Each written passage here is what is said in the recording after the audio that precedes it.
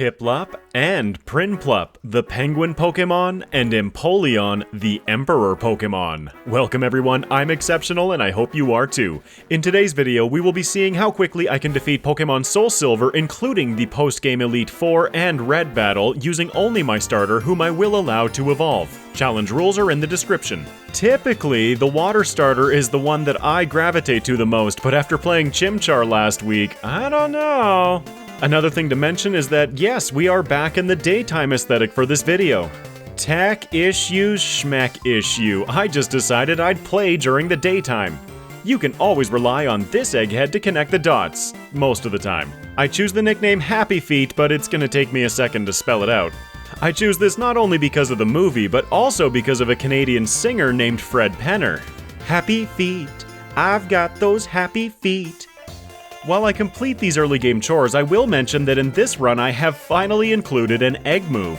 This will be the case with every single SoulSilver run that I do in the coming weeks. My goal here is to try and explore other strategic avenues. In both of my SoulSilver videos so far, I've pretty much relied on Sword Stance to get through the game. I don't want that to be the case, always relying on setup and might, and so with Happy Feet today, I've actually chosen the move Aqua Ring. After using it, we're going to restore 1/16 of our maximum HP every single turn in battle. My hope is that this would give us all of the bulk that we needed throughout the run. In the initial rival fight, you can see it healing us up after every turn. It's kinda like castable leftovers. Clearly we didn't need it in this battle, but it was fun to show off anyway. One thing that I'm definitely ironing out in this game is my HM cheerleaders. I've received a few comments informing me how good Sentret is. One thing that's been tripping me up is the need for Rock Climb in the late game, but I just found out that we can use Snorlax for that, and since I'm catching him anyway for the leftovers, Sentret can even learn Whirlpool, making the hunt for a water user even easier. Thank you to all of you for your comments and suggestions. I will learn this game. I elect to not do any additional training, and honestly, Sprout Tower is not that much of a problem for us despite our type disadvantage. Instead, we can move right into our first gym leader, Faulkner.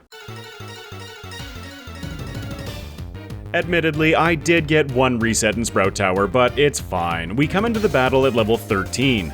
Using Stab, or same type attack bonus Bubble, we can get rid of Pidgey quite easily. I actually decided to continue using Bubble against Pidgeotto for a second reason. You know, other than damage. Bubble comes with a 10% chance of lowering our foe's speed, and that would definitely make me feel a bit more in control here. Even with the healing of Aqua Ring though, Pidgeotto is dealing just a little bit too much to us, and we end up taking our second reset. I jump right back into the battle using the same strategy, seeing if our luck can change a little bit. And it does in this battle. All of the starters have similar abilities. Ours is Torrent. When below 1/3 health, our water moves will be dealing an additional 50% damage. Once Pidgeotto has knocked us down into that range, that slight increase in damage gives us just enough of an edge to defeat Bird Brains. We claim our first badge, but we're already 14 minutes into this run. I continue south to Union Cave, where I pivot up in the first room in order to go down the stairs to grab TM39 Rock Tomb. I may have made a mistake picking this up in Turtwig's playthrough, but I feel that Piplup is gonna need it. Then, while dealing with the Rockets and Slowpoke well, we level up to 16, reaching our first evolution. This is already when I start getting a little tripped up with my moveset. Upon evolving, we learn Metal Claw, which does not gain a benefit of Stab yet, but once we evolve again, it will. I want Metal Claw, but I also want Peck and Rock Tomb and Aqua Ring, and some water coverage would be nice. Oh goodness. You know what, instead of thinking about this, let's instead check out our second gym leader, Bugsy. Right now our moveset is Metal Claw, Peck, Aqua Ring, and Bubble. Before doing anything else, I set up an Aqua Ring for a little bit of safety because I know Scyther can dish out some damage. Oh, can she ever, as I start hammering away with super effective Pecks, dealing decent damage, but Scyther responds with a U-turn that pretty much takes us out from full. Also, this thing does have a Citrus Berry, making it even harder to take out. 2 attempts later, and I decided to teach Rock Tomb over Bubble. It is still only 20 base power after all. I feel like that move slot could be better used. Rock Tomb not only carries the advantage of being 4 times super effective against Scyther, but it will also reduce her speed by 1 stage. We hit the first shot and then outspeed on the second turn, ending Scyther. That was way easier. We level up to 19, learning Bubble Beam. Okay, bye Rock Tomb, it was fun while it lasted. Metapod and Kakuna are obviously easy cleanup, so we claim our second badge. I've definitely shown a little bit of disrespect to the rival in my SoulSilver videos so far. Today we meet the dreaded Bayleaf team at Rival 2. Let me just start by saying, I did not understand. As always, I did make sure to pick up the Shell Bell along the way, so with the Shell Bell and Aqua Ring, we have a lot of recovery. The problem with Bayleaf is that Bayleaf has a lot of stall. A big reason I wanted to keep Peck was for the super effective damage against Bayleaf. It doesn't seem to matter though. Bayleaf does a couple of things really well in this battle.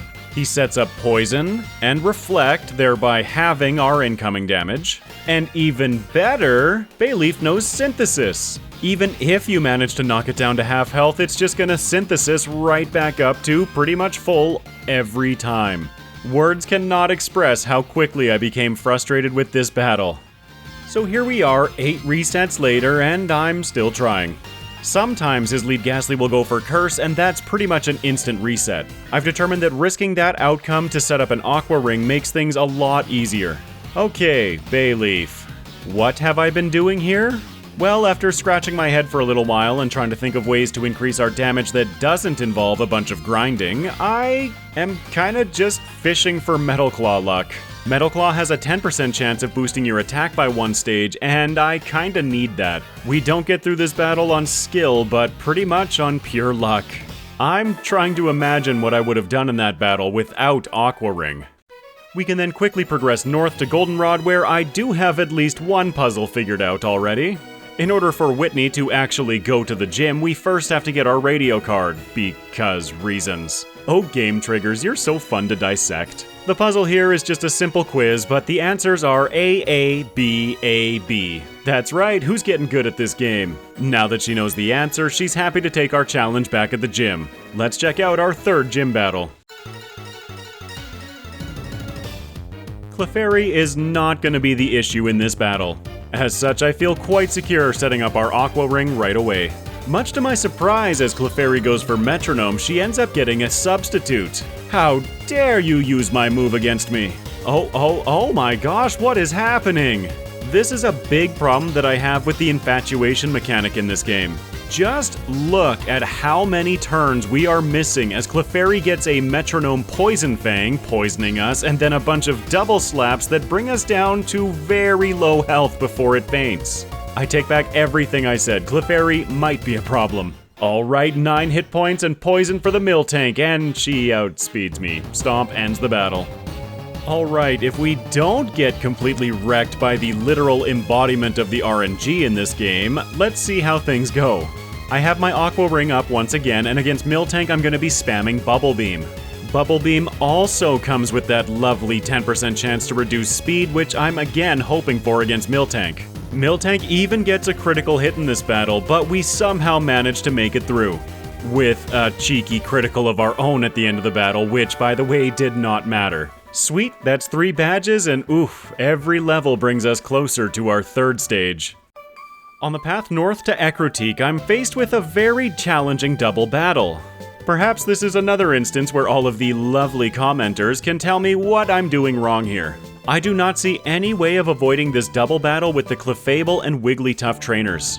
Because we need HM cheerleaders during the run, I of course have them in my party, and that means that this is a double battle. Would it be if I did not have my cheerleaders with me? The reason I bring this up is because this battle as a double battle actually hurts. Fortunately, I did have the foresight to save before this battle, so we're not going to lose a lot of time here, but we are going to reset. Almost twice.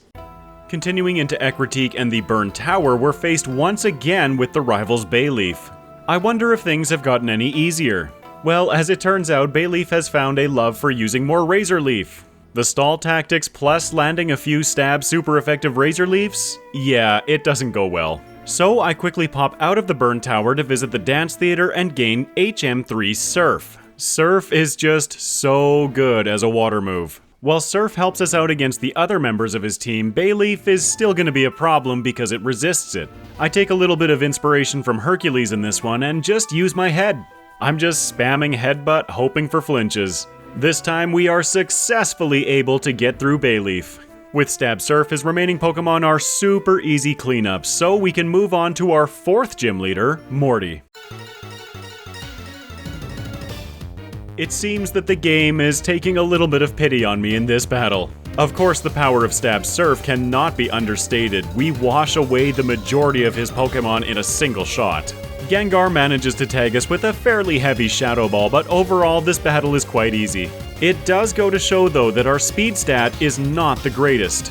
This is something that we're gonna have to keep in mind for later in the run. I'm thinking especially about that red battle and the Light Ball Pikachu that leads off in it. Oh yeah, we're in for it there, you'll see. Morty is defeated, so let's keep moving. I just have to take a moment to appreciate how pretty this game is in the daytime. As I continue to grow more and more comfortable with this game, I'm definitely able to take more time to appreciate it. After a super long feeling couple of badges, the next couple are clustered together pretty tightly. We're able to once again jump into our next battle against Chuck. Chuck's battle is a little bit worrying for a couple of reasons. One, he is very much capable of laying down some serious damage. And two, because if we end up not being able to defeat him in the next couple of attempts, we might have to level up. We're super close to another evolution, but that evolution will dual type us with the steel typing. That doesn't sound great against the fighting type leader. Our main damaging move against Primeape is going to be Surf, which is super unfortunate when Chuck swaps in Poliwrath, who has Water Absorb. I start going for headbutts, I guess, doing pathetic damage. Even so, we managed to get Poliwrath down to around a third, but once he starts hitting some of those focus punches, things fall apart very quickly. A couple of attempts in, and I still am not great at predicting that Poliwrath switch. Chuck lands another nasty focus punch on us, but actually this time, it's gonna be okay. I've been using Metal Claw again, despite it being resisted, aiming for that attack boost. Once we get the attack boost, I'm able to switch to Headbutt, and we can pretty much pick apart Poliwrath from there. Fortunately, as long as he's not hitting us with those focus punches, we seem to have the upper hand. It takes a few turns, but Poliwrath goes down, bringing out Primeape once again. Without his water-absorbing safety net to switch back into, our Stab Surfs wash away Primeape. This is actually incredibly good news because I do not think, aside from Bruno, that the steel typing is going to be anything but beneficial from this point forward. After getting the secret potion to Jasmine to fix up Amphi, we are ready once again to jump into a gym battle. Let's check out what the steel type leader has in store for us. The first turn against Magnemite illustrates how this first attempt goes. Yes, first attempt, we will be wiping here. Our Surf fails to get the one-shot as Magnemite responds with a Thunder Wave, paralyzing us.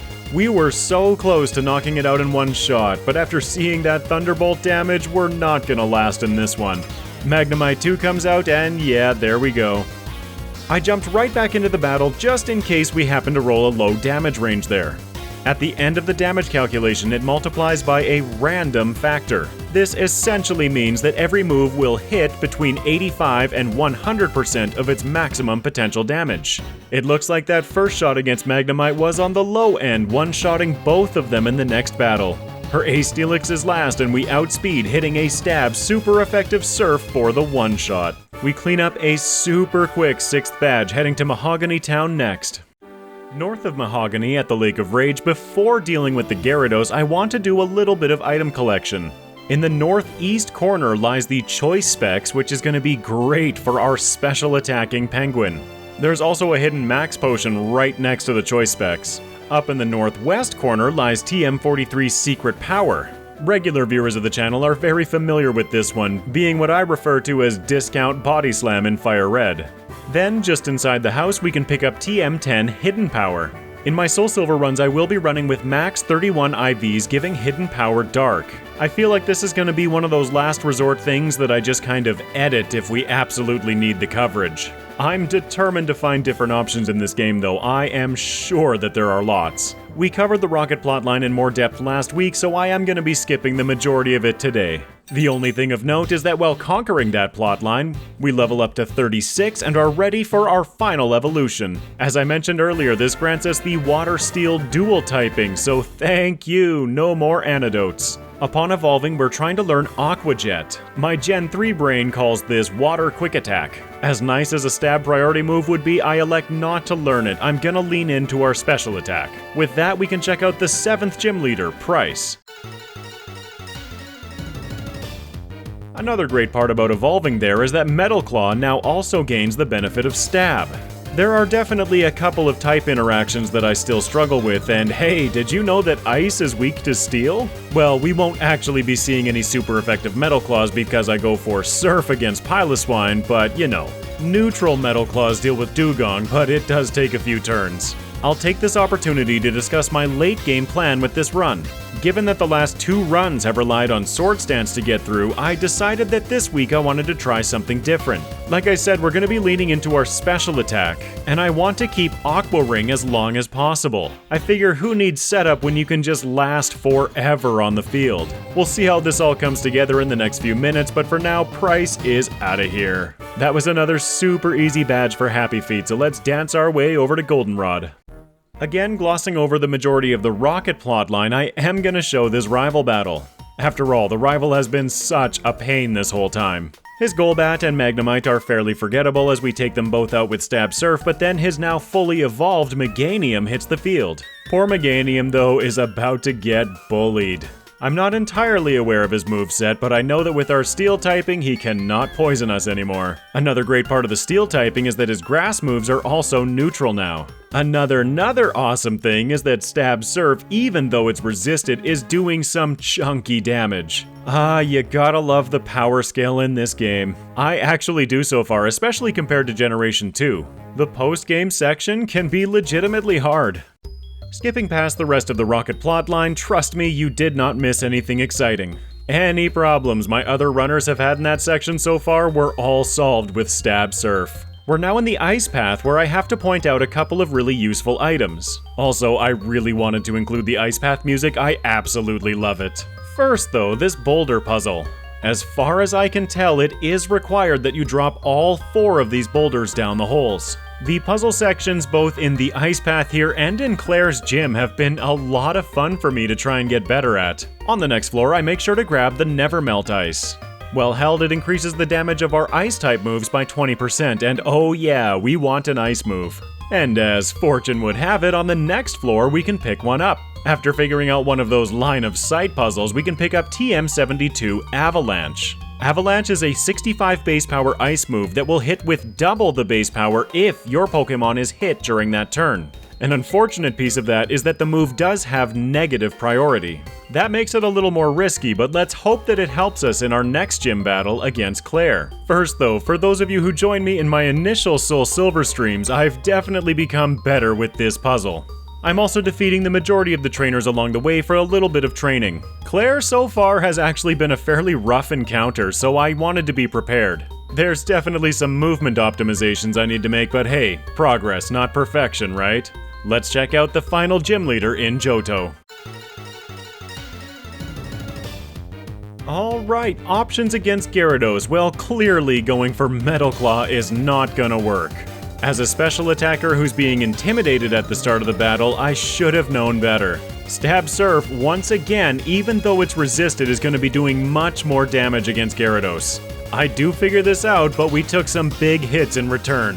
Gyarados falls, but we're already down to only a third health. The following Dragonair paralyzes us, and that is bad news, bears. But thanks to the recovery of Aqua Ring and Shell Bell, we actually hold on for a long time.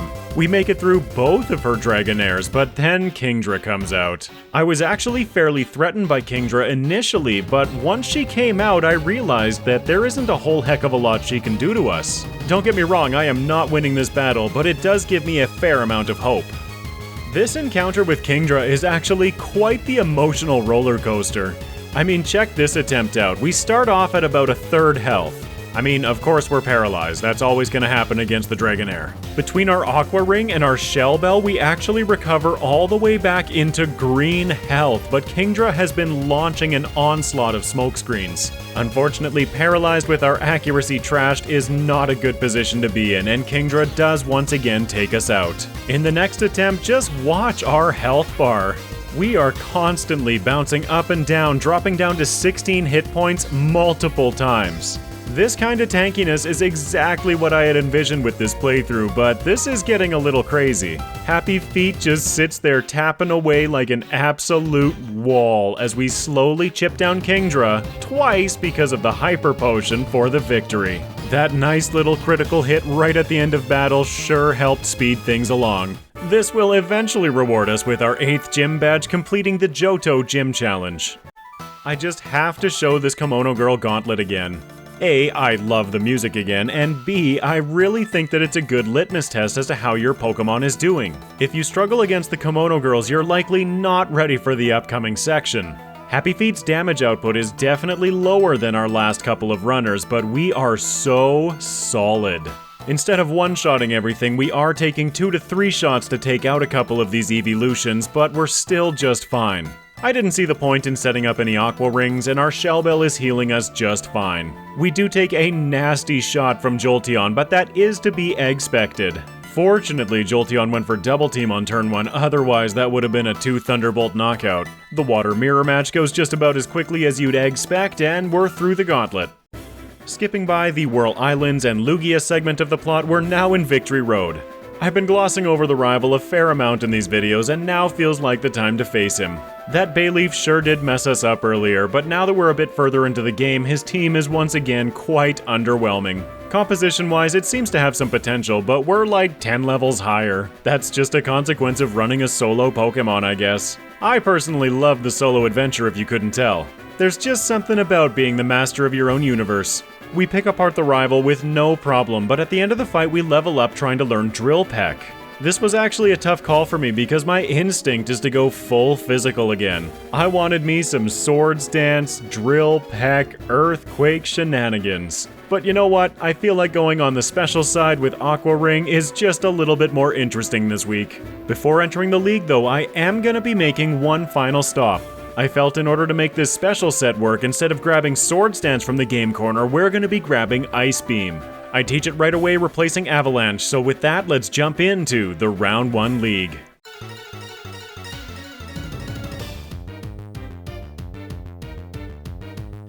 Will is going to have the unfortune of leading with a flying Pokemon for us to test our shiny new move against. That would be a one-shot, but then Jinx comes out putting us to sleep. It seems that Jinx cannot do much more than that, as we sleep for a couple of turns and she accomplishes absolutely nothing. We wake up one-shotting her with Stab super effective Metal Claw, and then Ice Beam one-shots Exeggutor. Against Slowbro, I don't have a great option, so I just resort to those Stab Surfs. They're resisted, but Slowbro seems dead set on using a ton of Curse, so we eventually take her down as well. One more Xatu brings up the back, and it's no surprise that a final super effective Ice Beam ends the battle. No problem, let's check out Koga. Against his poison tactics, I decided to err on the side of caution, setting up an Aqua Ring turn 1. Then I just start wailing away on his team with Stab Surfs and Stab Metal Claws. Wait a minute, did I say poison tactics? I'm the Steel type! Aqua Ring does pay off though in the sheer number of times we end up hitting ourselves in confusion. Just look at that recovery though, it's kind of absurd. We eventually hit through against Crobat with a super effective Ice Beam taking it out, with a series of additional Metal Claws bringing down Muck in the back. Looks like someone brought a Weedle to the Steelix fight. Koga falls, but we have a type disadvantage against the next member, Bruno. This poor lead Hitmontop really just can't seem to get out of his own way sometimes. He opens with a counter while I open with a Stab Surf, almost getting the one-shot.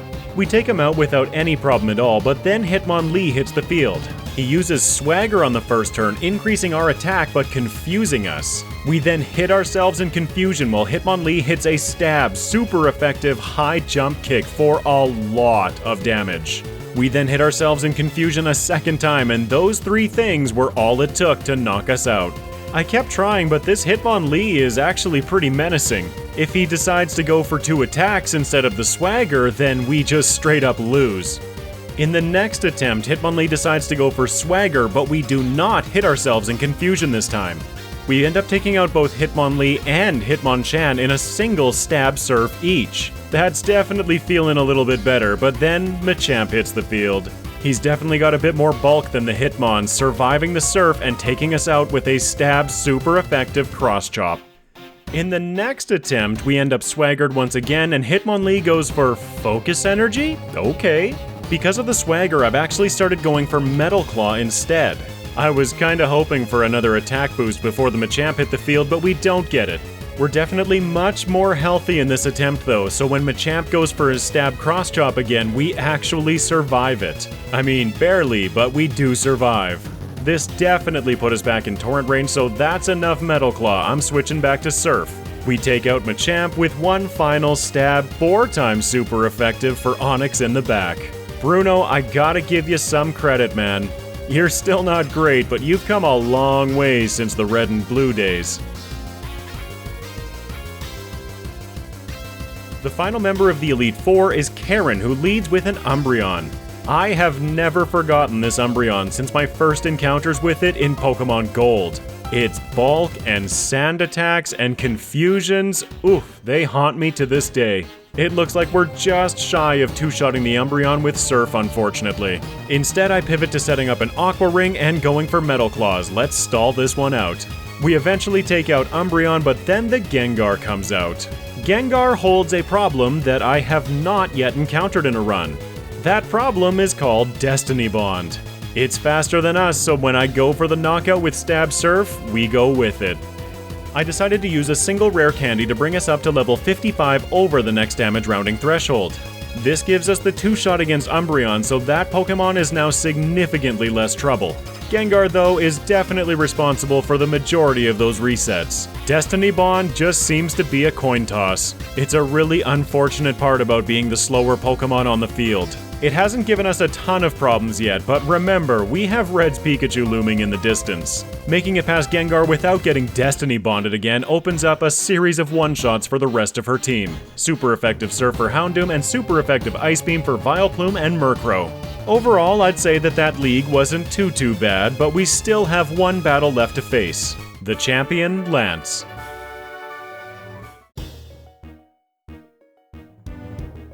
I do have some good news in this battle, though. While our other runners so far have had some pretty shaky times against the Dragon Master, Happy Feet, not so much. I set up an Aqua Ring right away because once again our options against Gyarados are fairly limited. I'm going for Ice Beams, but I'm mixing in some Metal Claws as well because I have to be very careful with our Ice Beam PP. We definitely need it for the rest of his team. Using a couple of turns to get some chip damage in, I make sure to take out Gyarados without putting him into heal range. His first of 3 Dragonites comes out, paralyzing us with Thunder Wave, which is unfortunate. But Happy Feet responds with a 4 times super effective Ice Beam, which is even more unfortunate for Lance. We're now slower, so we're going to be relying heavily on that recovery as more Dragonite fodder comes out for our Ice Beams. Aerodactyl is next, continuing to chip away at us, but a Stab super effective Surf handles it. Charizard is next, hitting a neutral Fire Fang, but again it just kind of glances off of us while Stab super effective Surf takes him out. That paralysis luck finally tilts back the other way though against his Ace Dragonite as we're fully paralyzed 3 turns in a row while he smashes away with Stab Outrage. Things are starting to look a little dire when we finally hit through with one final 4 times super effective Ice Beam. The final Dragonite goes down. Despite Happy Feet definitely not being the most powerful starter I've run with so far, it definitely feels like the most solid. A tweak here, a tweak there, and we were through that league, which is more than can be said for the other 2. And whoops, forgot to deposit my party. Happy Feet clocks in with a round 1 time of 2 hours, 4 minutes, and 27 seconds at level 57 with 33 resets. This took 5 hours and 54 minutes of game time. I am going to be skipping over the vast majority of the Kanto section. It's a pretty common thing in Gen 2, and it seems in Gen 4 as well, to just skip these gym leaders. As a solo runner, we're generally over-leveled enough to the point that these battles are fairly trivial. But that isn't to say that we can't get a little tripped up along the way. Hopping right off the SS Aqua, I decided to challenge Surge right away, who we have a type disadvantage against. It seemed that we were doing okay, but then we got paralyzed and things kinda went downhill from there. The best part about Kanto is that it's fairly open, so we can just come back to this later. So in the meantime, while some random footage plays in the background, let's check out what the other gym leaders look like. Sabrina, Erica, and Janine will fill our top row, and then Brock and Blaine can fill out the bottom row. In comparison to Infernape last week, I'd say that Happy Feet doesn't have a lot of trouble in Kanto, but things do not feel quite as smooth. Our overall damage output is that little bit lower, but really, we are 10 levels over-leveled. With all of them defeated, we can jump back into that Surge battle, and things go a little bit better. Between the extra levels and not getting paralyzed this time, the battle goes much smoother. We take out Surge without too much issue, leaving Misty. The mirror match against Misty I was worried about, but I did mix in one extra move to our moveset since the last time we checked in. Against her water team, we're pretty much fully resisted, still holding Aqua Ring for the healing, but then having a moveset of Flash Cannon, Ice Beam, and Surf. Like I said, I wanted to stay away from Swords Dance in this one. I know I would have been having a lot of fun with Drill Peck, Earthquake, Waterfall, which is physical now, but I wanted to do something different. With the other 7 Kanto gym leaders defeated, we can now take on the final and most powerful of them, Blue. Given that we're so over-leveled, I am very worried about seeing a Trick Room. Happy Feet may not be the fastest guy out there, but when you're 10 levels higher, you tend to go first. We can take out Executor in a single shot, but then I keep forgetting about the fact that this Machamp has no guard. That makes Dynamic Punch 100% accurate, hitting us for a boatload of damage and confusing us. We end up getting through Machamp, but then Rhydon comes out, we hit ourselves in confusion, and his stab super effective Earthquake ends the battle. I didn't exactly know how I wanted to handle the Dynamic Punch, but then in the next battle, we end up freezing Machamp. Well, never mind then. If we don't hit ourselves in confusion, obviously Rhydon is a one-shot with 4 times super effective Stab Surf. Gyarados is next, intimidating us, but we don't really care about the Intimidate given that we're a special attacker. My best move here is Ice Beam, so I just keep launching them, hoping for the best. We actually run out of Ice Beam PP here, but it's okay because our resisted Surf still does enough damage to knock out Gyarados. His Ace Pidgeot is next, and because I am running with a team of cheerleaders, he leads with Whirlwind, pulling out Geodude. Since I just have to switch my starter back into what will presumably be an attack, I'm fine with this. It's not like I'm sacking Geodude for a free turn or anything. I get Happy Feet back on the field, but Pidgeot really doesn't want that, using another Whirlwind to bring Geodude back out. After one final switchback, Happy Feet is able to end the battle with a Stab Surf. Alright, Blue wasn't too bad. Aside from jumping down to Pallet Town to grab Rock Climb from Professor Oak, there's nothing left to discuss, so we can jump straight into our next series of battles against the Round 2 Pokemon League.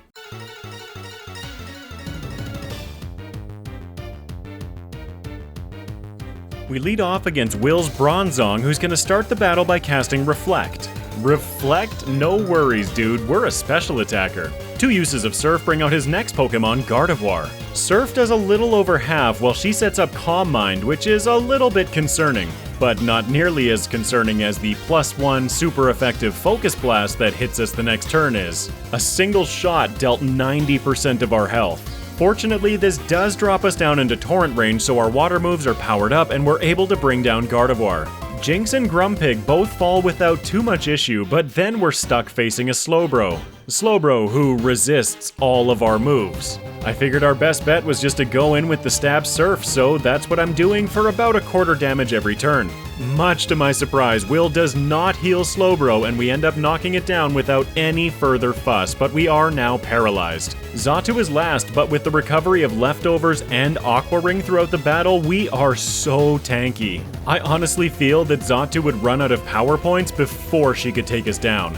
I switch to super effective Ice Beam and end the battle. That's one member down, let's check out number 2, Koga.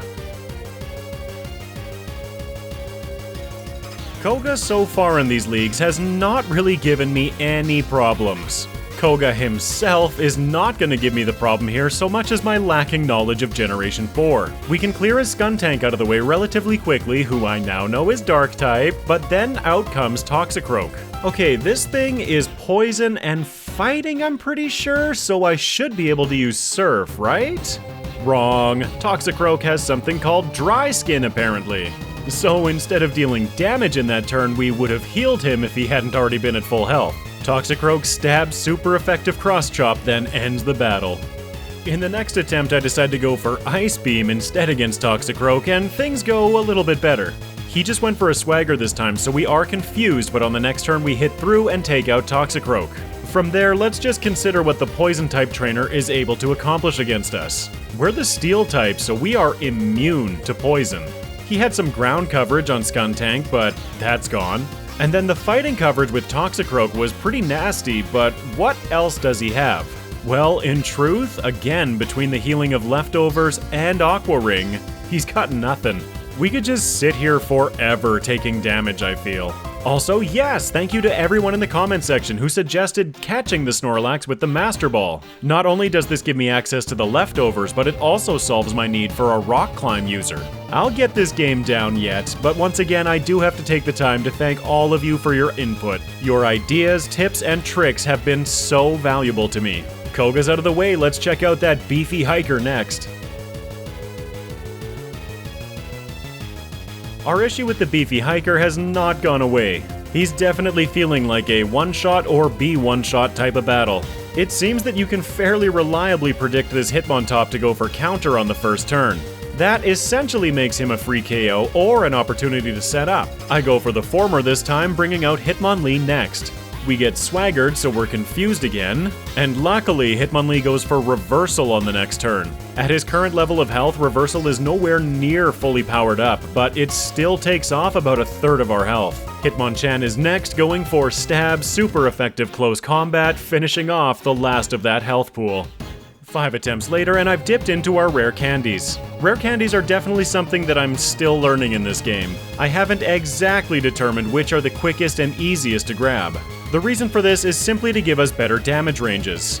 Every level that ends in a 0, 3, 5, or 8 is going to give you a disproportionate increase in damage due to how the damage calculation works. It seems though at level 75 we're still just barely missing the one-shot against Machamp, exposing us to another heavy hit. You'd think that this would be an okay situation because we are now in torrent range, however when Lucario comes out, it turns out that he's faster than us. So we keep resetting.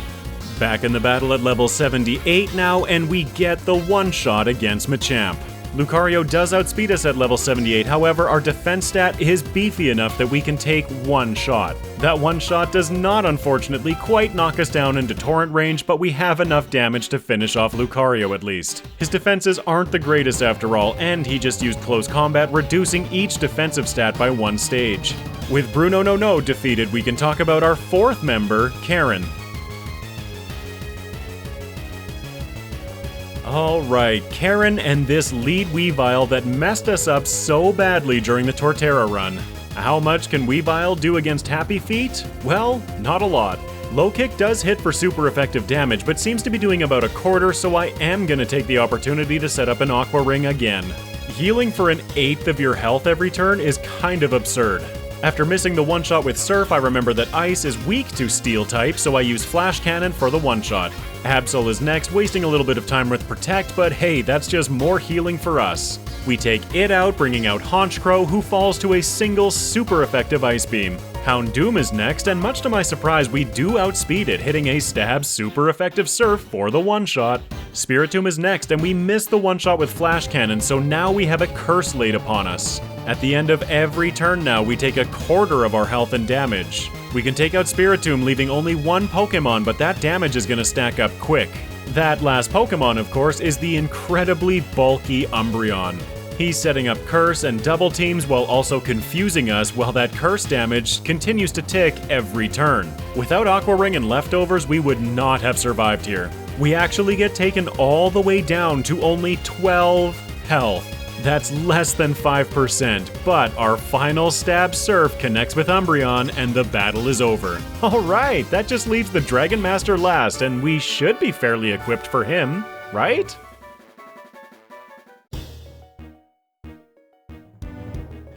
He leads off with Salamence intimidating us, but again, we don't really care about the intimidates this time. Alright, his Flamethrower is doing reasonable damage, but I feel pretty safe in setting up our Aqua Ring again.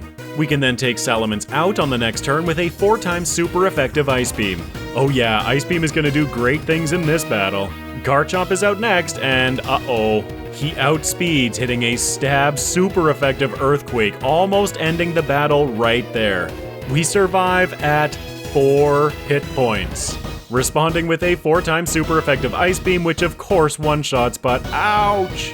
All of our healing doesn't even pull us out of red bar as Gyarados comes out hitting a stab critical waterfall, ending the battle. 2 resets later and I have tied into our rare candies once again. By some miracle, I just happen to have enough to bring us to level 83 over 2 more damage rounding thresholds. I do not care about the damage rounding thresholds, what I do care about is the speed. At level 83, we now outspeed Garchomp, one-shotting him before he gets the chance to mess us up. We then end up paralyzed against Gyarados fairly quickly, but the battle is ours. The level of recovery we have is just so crazy. We're able to tank each and every hit that Lance sends at us for the rest of the battle, ending each of his subsequent Pokémon in a single shot each. It's really funny to me how a battle that can seem so difficult can be solved by something as simple as a couple of speed points. Altaria is out last with one final 4 times super effective Ice Beam, ending the battle. With that, the champion and the Round 2 League have fallen. As I had mentioned last week, I will be counting this point, the victory over Round 2, to be our end point for the run. Don't worry, we are gonna fight Red every time, but it was this run that convinced me that maybe I should rethink including him in the final time. Happy Feet clocks in with a Round 2 time of 2 hours, 56 minutes, and 29 seconds at level 83 with 47 resets. This took 8 hours and 25 minutes of game time. In this run, the timer is still running, but let's just think about it as a how long does it take Exceptional to figure this one out timer. I was asked in the comments recently when a Red intro was coming, and I gotta just say soon? I kinda realized too late that I hadn't made one for him, and so now I want to make one, but it's Red, so I want to make it a little fancy. Ugh, the eternal plight of content creation, where is my time best spent? But after our victory over the Round 2 Elite Four at level 83, we are champions of this region, feeling pretty good about ourselves. Let's see how things go against the most powerful trainer in the region. We open up against that incredibly speedy light ball wielding Pikachu, who outspeeds and gets a clean one-shot with a stab super effective Volt Tackle. That's it, battle over. The first strategy that I was trying here was using the Quick Claw to try and move first before the Pikachu can absolutely obliterate us. What's that? Suddenly we're level 93? Yeah, I cheated. Like I said, this timer is only about how long did it take me to figure it out using all of the tools at my disposal. If we just so happen to make it past Pikachu, then we're face down with his next member, Blastoise. Blastoise knows Focus Blast, or in the community affectionately known as Focus Miss. If only he would miss a couple. Clearly this strategy is a little bit lacking so far, especially considering I only have a 20% chance to make it through the Pikachu. More attempts later and we're level 100 and still against the Blastoise. We are so incredibly beat up and I have not had the opportunity to set up an Aqua Ring yet. Thankfully, with the leftovers keeping us healthy through the hail, we are just barely holding on, also being able to finally take out Blastoise. This reveals Venusaur, who we don't one-shot, and he finishes the battle with Giga Drain. Right, yeah, obviously the Quick Claw strategies I left behind a while ago, I will be sticking with leftovers moving forward. At level 100, we can take the Volt Tackle from Pikachu, but it doesn't exactly leave us feeling great for the rest of the battle. In this attempt, you can see that I actually managed to get rid of the Snowstorm. This speaks to that workaround with PokéLink that I mentioned last week, so I very well might be able to do this more consistently. You know, while still being able to have the stats at the bottom of the screen update. Without the hail to continuously chip away the healing that leftovers gives us, I'm also messing around with Protect at this point. I'm just trying to stall out as much recovery from the leftovers as I possibly can. Because of this incredibly slow and tedious approach to the fight, I am able to make it to Venusaur with a little bit more consistency. In fact, we're actually able to make it through Venusaur to the Charizard that follows. Oh gosh, the Charizard. I start off with Protect like it's gonna make any difference, but then on the next turn, much to my surprise, we outspeed Charizard, getting the one-shot with Stab's super effective Surf. Not in a million years did I think I'd outspeed Charizard. Snorlax is next, and despite having thick fat, I'm going for Ice Beams here. My only chance is to get a freeze, and we do! Oh my goodness, we are just holding on in this battle as we take out Snorlax as well, bringing out his final Lapras. Flash Cannon deals less than half, as Lapras's Body Slam takes us to 3 hit points, paralyzing us, and the hail damage finishes the battle. So I've been smashing my face against this battle for the last 30 minutes almost, and I've been using PKHeX. This is exactly why I elected not to keep red in the final time. It just does not feel like a fair fight to compare between Pokemon. Anything that's weak to the electric type and slower is going to have an absolutely abysmal time here. I've switched strategies once again and gave up on trying to make Mount Silver cooperate for me. After reviewing the footage from the last battle, yeah, we were still getting hit with hail damage, so clearly there's something I'm just not getting. I've switched to using Rest on top of our Leftovers recovery because I think that once we get past this Blastoise, we should be in good shape. Our biggest issue in the last attempts have been if we make it beyond Blastoise, we just sit in Red Bar eternally. Rest against Blastoise, though, doesn't seem to be working out. So this is what I've finally come up with. Pikachu can hit us, and then I need Blastoise to miss. That should be roughly a 30% outcome. Once Blastoise is out of the way, because Venusaur is not able to do a lot of damage to us, we're able to rest and completely restore our health. I've also introduced Rain Dance over top of Flash Cannon. I'm getting as much benefit as I can out of this Venusaur, also taking the opportunity to set up the rain. No more hail damage. Once I go on the offense, I use super effective Ice Beam and we freeze Venusaur, but he thaws right away. We take him out this time with green health coming into Charizard. The rain has faded, but it doesn't matter. A single stab super effective Surf brings him down. Against Snorlax, I feel like I have all of the safety in the world, so I set the rain back up, then taking him out as well with 2 rain-boosted stab Surfs.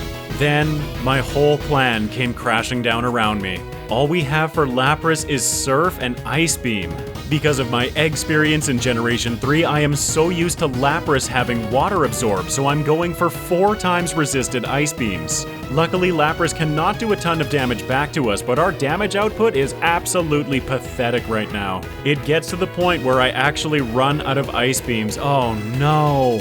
As fortune would have it though, this particular Lapras does not have Water Absorb. I switch to Surf, and we knock out Lapras. We have finally defeated Red. Let's take a quick look at where Piplup finds itself on this slowly filling out tier list. Going back to our round 2 completion time, this sandwiches Piplup pretty much directly between Infernape and Torterra. This is a pretty typical clustering you see with starters. The poor grass starter always at the back of the pack. I'm now really excited to jump into some of the other runs that I'd kind of book-eared for this series. I wanted to experiment with different typings, and so I pretty much just went through the Gen 4 decks, stopping every time I saw a new type. With the starters now finished, I'm looking to branch into other Pokemon like Staraptor, Luxray, Lucario, oh yeah. I'm sure I'll get to the more nitty-gritty challenges at some point, but right now I'm just having fun and learning. I want to extend a special thank you to those of you generous enough to support the channel through YouTube memberships, Patreon, and Super Chat. Your support makes these videos possible, so I can continue to put as much effort as possible into making this content for everyone out there to enjoy. From the bottom of my shell, thank you so much. And thank you for making it to the end of the video. Watching until the end of the video, your engagement and subscriptions all help my channel so much. The algorithm determines how my videos are promoted, and your engagement informs that algorithm. If you feel like I've earned it, leave a like and comment about the run, what you'd like to see in the future, or just to say hi. Hi there! If you'd like to keep up with my future releases, be sure to subscribe and enable notifications to never miss a video. I've been working hard behind the scenes improving my processes so that I can start tackling some of those bigger projects more reliably. It's been a while since we had a Versus video. I also have to take one quick moment to recognize the channel's birthday. March 14th of last year marks the day that I created this channel, and March 25th of last year marks my first upload. I've been so buried in everything else going on lately that I barely even noticed. So happy birthday to this strange little egg persona that I've created. It's really not a persona, you're just kinda getting an egg-themed me, which is just me, so you're getting me. Be sure to tune in next week for more of that. Until next time, take care everyone.